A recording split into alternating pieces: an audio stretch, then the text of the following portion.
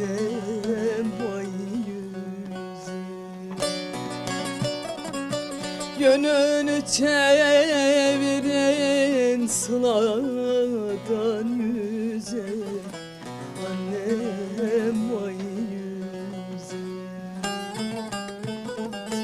Benden selam edin sevdiğimize, sevdiğimize.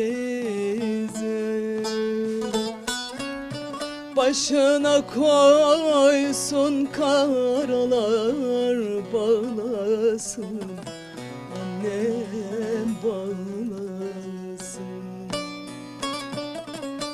Gurbet elde kaldım diye